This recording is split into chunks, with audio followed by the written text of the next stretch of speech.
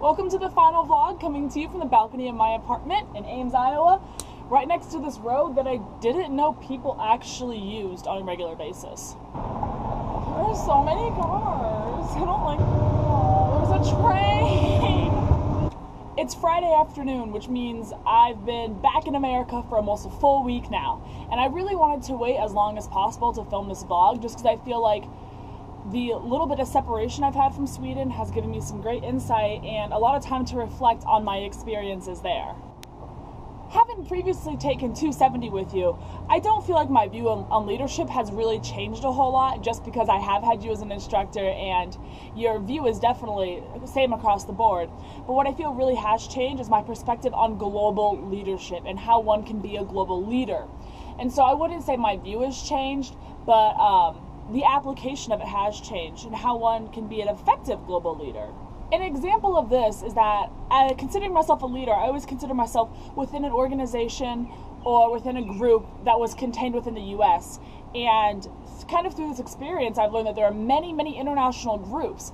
And of course I knew those existed before the trip, but just how those are run and what types of people lead those groups. And I think it really comes down to is cultural competence, which is a word that we used a ton throughout the course and a ton throughout the trip. But I think that at its roots is what makes someone a good global leader. If you are not culturally competent or have multiculturalistic qualities, you are not going to be able to lead a group of people from many different backgrounds and many different cultures.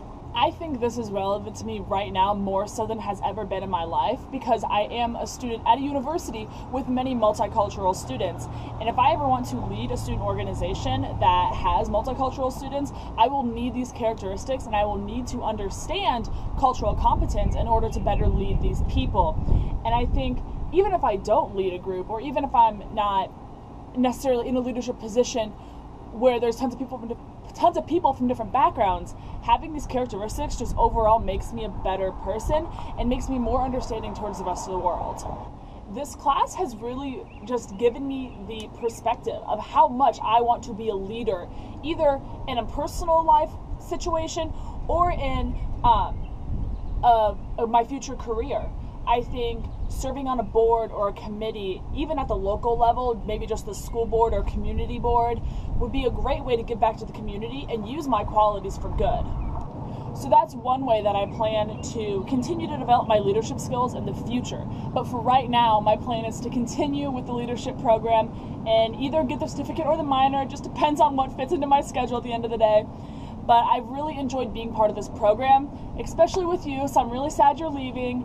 But the program has really allowed me to be very introspective and figure out who I am as a person, and through that I can figure out who I am as a leader. I think a lot of my biggest learning moments from this class came either from activities we did or tours or the visits we did. I really enjoyed meeting with the different political parties and government organizations and NGOs and learning about what Sweden's values are and how they're using those values to better not only Sweden as a country but the entire world. Organizations like Forum SID really interested me. I, for a couple years now, have very heavily considered joining the Peace Corps upon graduation. And so hearing from organizations like Forum SID, which essentially is kind of along the same lines with the Peace Corps, wanting to go into developing nations and put something into their lives to help them and better their community, really spoke to me because that's something that I personally really want to get involved with.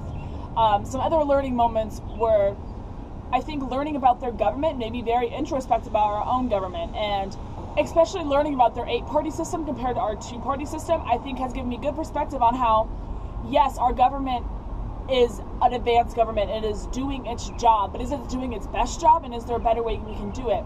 Obviously, not one person can affect this, but I think just everyone understanding more about other cultures' governments, we can tweak ours to make it a government really for the people. And while this isn't anything new, this trip has definitely reconfirmed my love for travel and my desire to see the world. I knew before I went in that I loved traveling, but it confirmed it. I still love it. It was still a good time, and I'll probably do it again. So I know that I just went through a lot really fast, and it was pretty brief and pretty condensed. But I wanted to condense the actual part of me speaking, and I have a really cool montage for you because I think rather than me just telling you about the cool experiences, I got a ton of really cool GoPro footage, and I have a little montage for you that kind of summarizes the entire trip. Cue the montage.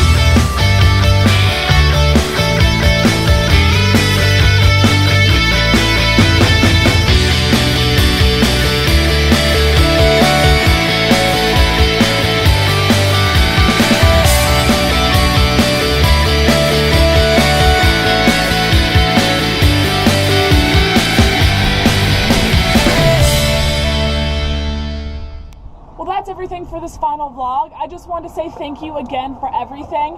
I've had you in 3 classes at ISU and I have enjoyed every single one, and I feel as though I have grown in every single class that I've been in with you. And I want to wish you the best of luck at your next institution. I know you're going to do great, and thanks for spending some time with us folks from Iowa.